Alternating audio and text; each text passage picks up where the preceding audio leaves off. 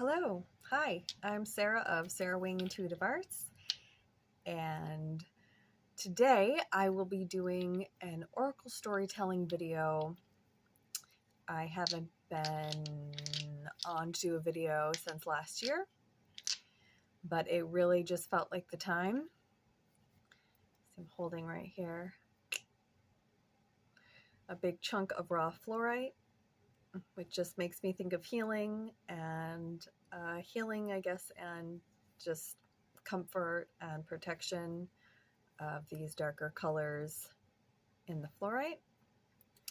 And then I have some ocean jasper here, which is helpful for grounding and healing. And some blue tiger's eye, Herkimer diamond. I tend to bring along my serpentine to help with communication.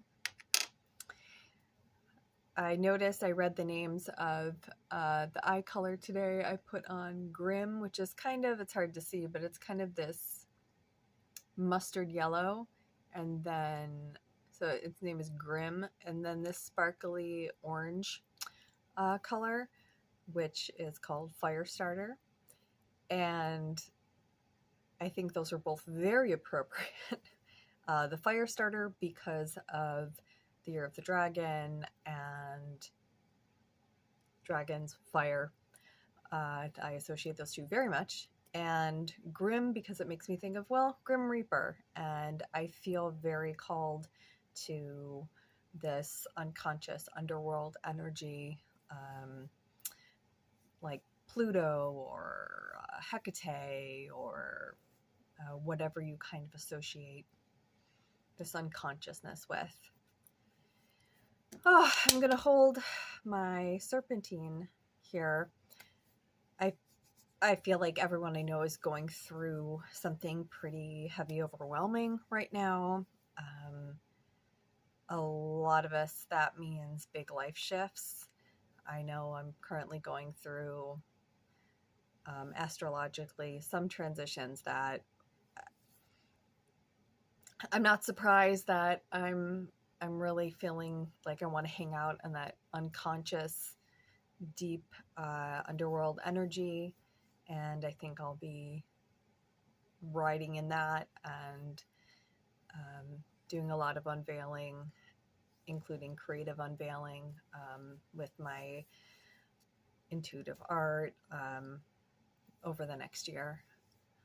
But I just feel like people I know are really getting really hit right now and just going through some major life shifts that look very different in each case. But I just want to come on and I'm just getting over, I just eat something I'm allergic to and I'm just recovering my energy. So I'm realizing my energy is quite low right now. So try to amplify with the serpentine. But yeah, I guess this is kind of like kind of like a warm hug around the unconscious energies is what I want to bring out in this video. And so to kind of get a little energy spike, I'm just going to draw a card from the Conscious Spirit Oracle deck. It's this deck with this, oh, it's so beautiful. Look at all those colors. Look, I'm already perking up. A little more energy. So let's just get like a card to give us our footing, like a little grounding, a little footing. Okay. A little grounding, a little footing. Look, she's on these mushrooms, so she has little feet. Give us a little footing.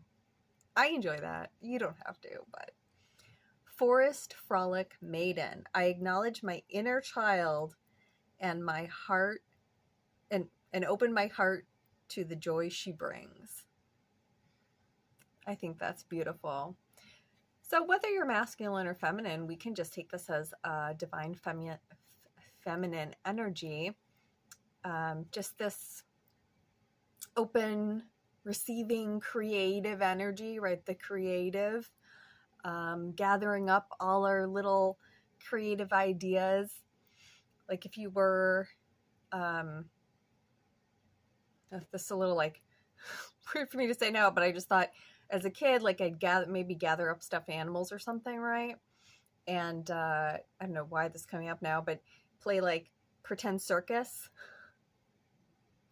Not really a circus person anymore, but just kind of gathering these things. Or you like gather all your toys up, like you're gonna play, right? You pull out all of your toys, you know?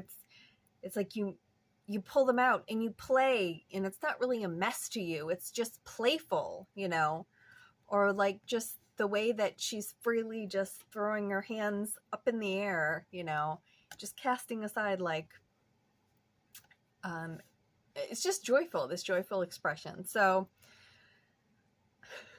I think this is a great reminder that there is joyful expression. And at the very least, and I know this because I made myself go in nature the other day, it can be found in nature. Nature can be a very joyful guide. We don't have to ask or request anything of it. It'll just show us the joy.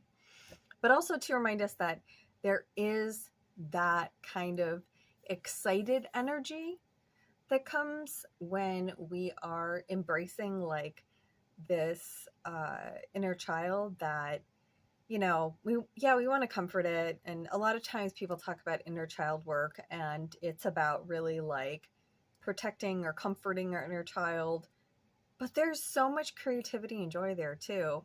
And innocence in the best way, and purity in this lovely sense of purity from the most playful place. Okay. Like I said, I just feel like things have been really heavy.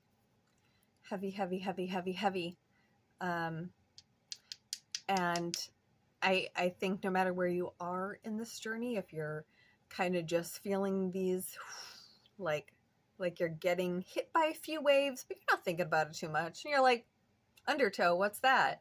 Or if you're like really, really under those waters right now, or if you're just like doing that thing like in saltwater, right? You float, you're kind of just like corpse floating, and you're like, listen, I'll get to shore when I get there, you know. Wherever you're at, I feel you, and a lot of us are just moving through this. There is so much changing, and I feel like it's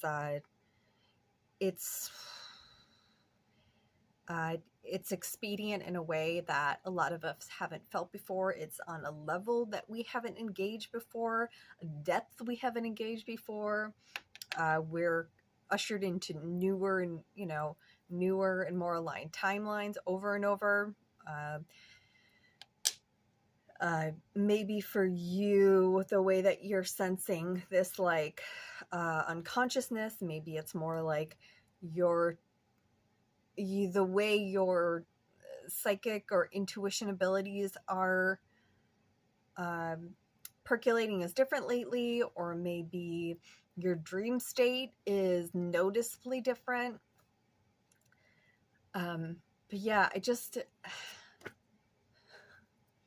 it's okay. We say it's okay. Baby Ganesha says, it's okay. Okay. So to us and to our inner child, Baby Ganesha says, it's okay. Don't you believe him? Look at that face. I believe him. All right. So I want to do a Flower of the Night Oracle, because we are dancing for sure in these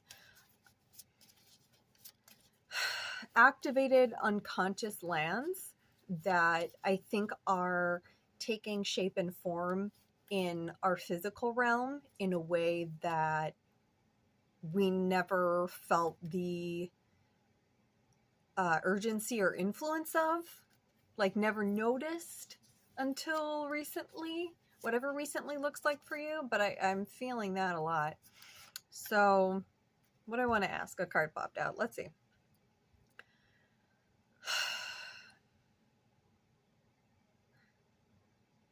I don't know if this is right. I'm feeling it in my throat. There might be a second question, but how do we hold it? Okay. So I got strength. Rose of Mexico. Hey, shout out to a friend of mine who just traveled to Mexico. Also, I really want to go there because my little astrological ley lines in terms of the globe, I can't remember what that's called. There's a lot of places that could benefit me, like spiritually, in Mexico. But it's been a while. Anyway, strength and Rose of Mexico. So I want to look up a little bit on this. So how do we hold this? Yeah, it's taking a lot of effing strength, right? And I don't know about you. If you look at this card, where do you kind of see yourself? Because my first thought was this, okay, I'm not seeing castle now, but immediately I was like, castle. And then I thought, I want to take a nap in that castle. And then this felt like the roses were so far out, and it was like, cool. So I'm going to be sleeping in here. Not really, but kind of like, what's the story? Sleeping Beauty, like Briar Rose, like, cool. So I'll just go ahead, have a great journey around the roses, take a little sniff. Oh, got too close. Oh, sleeping spell. Then maybe, take a nap. Because as I mentioned, I think I'm going to be really in this underworld, really excavating energy and process in my dreaming and waking life for at least the next year. And I don't want to go into a coma, but rest in general is really important. So for anybody, it's like, God, yes, I'm so freaking tired. Prioritizing rest. And like anything, there's always going to be something of like, it's impossible. If it feels impossible, let it feel impossible so it can feel something else, but it won't feel impossible forever, Well, somebody's probably saying that's insomnia, but true. Let's see. Strength.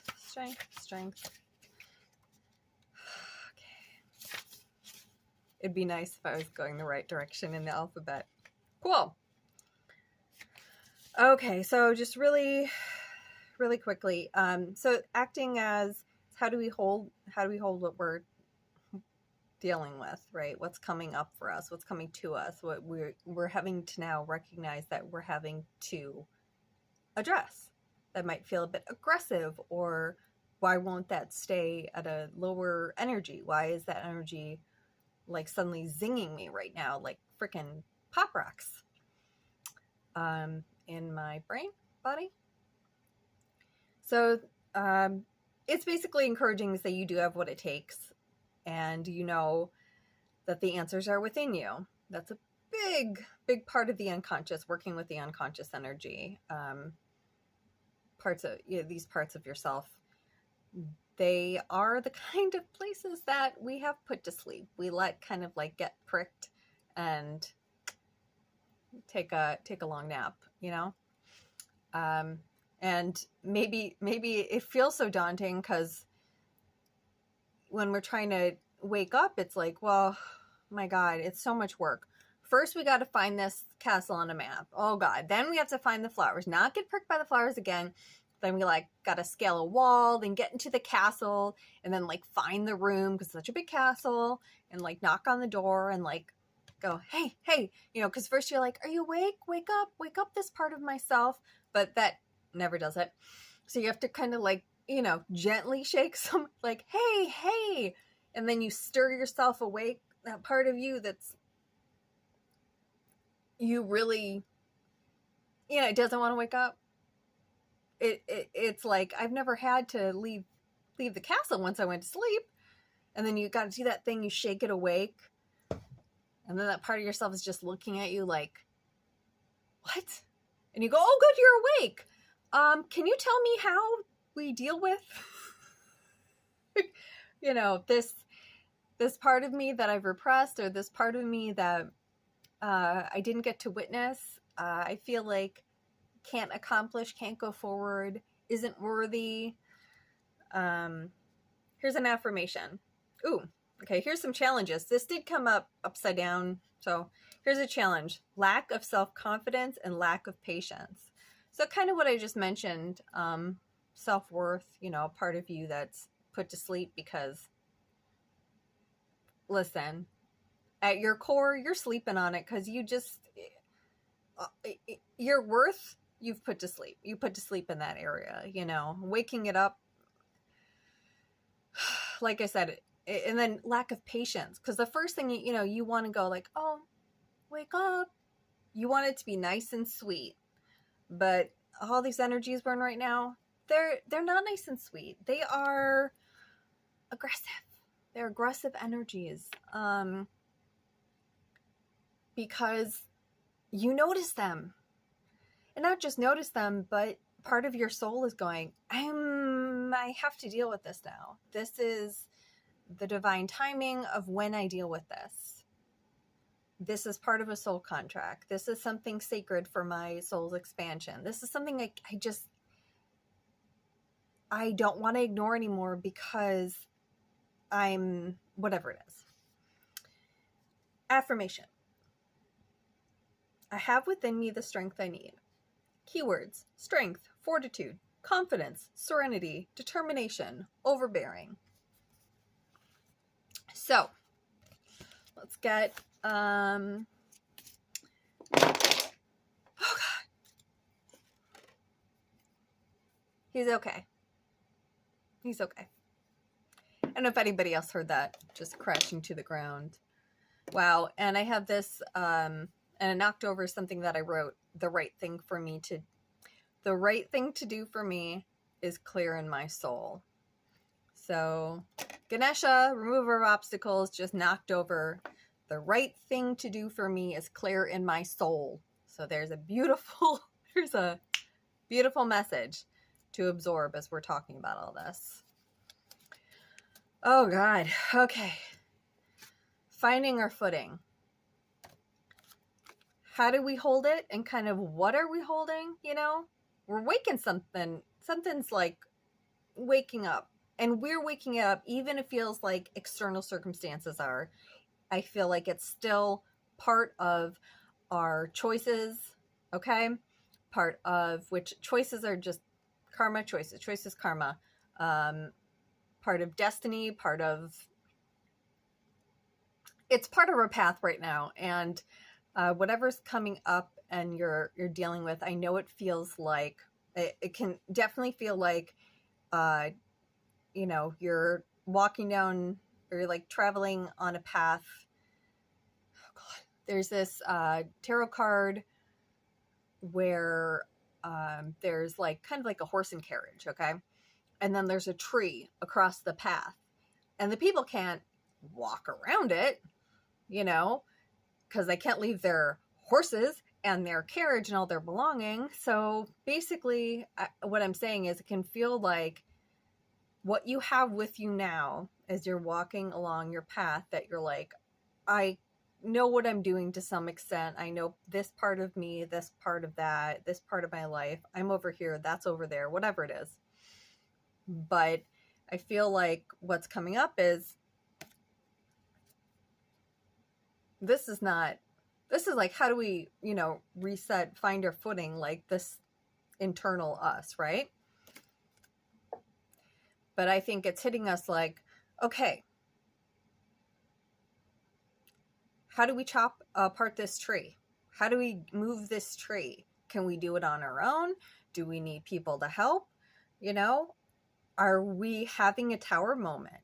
Is this something that, are we really just needing to start really unattached? Are we unattaching from people in our lives? I know there's been a loss going around recently with a few friends, and maybe that's part of it, is like, you can't cross this part in the road without leaving behind loved ones. So maybe that's part of it. Maybe it's like, well, I have to keep going. I have to step over this. Otherwise, like, my journey just ends, or maybe it's not necessarily a death. Maybe it's just, again, the only way to cross over that part of the road, to keep going, is to let go of something huge, some kind of huge investment attachment to people, let's say people or someone someone close to you in your life so you can take these steps forward. And there's a lot of challenges around that, you know. So, gonna get one more card. Wow. Whew. I'm gonna take this as a sign because, quite frankly, notice anything? I think it's my shuffling stopped there for a reason. I'm just gonna go with this. So, here's some things that we can ask ourselves, think about. Don't you love it? Septarian. Again, I feel that it has a connection also to, I mean, it could have a connection to snakes, shedding your skin, big shedding of skin. Also, you know, the dragon for this year. Have you learned from your experiences? Do you reflect back on your life as a tool for self-growth? That could be self-worth, soul expansion. Uncover your contracts with the ancestors who have already walked your path. This path that we feel so stuck on, that we don't really see or know exactly how we're going to make that next step yet. But I think we know it's inevitable. Know you are safe and allow yourself to move forward with confidence. Cultivate peace and harmony within, in your home, and with extended family. I think this really resonates. I really think this resonates with what our reading is today. And I mean, I love that kind of beautiful serendipitous moment there with the stone. And I know this touches my heart deeply. Everything I'm talking about really touches my heart quite deeply. And then we have, so on the back there's something too. Ancestral Puebloans. Okay. Puebloans.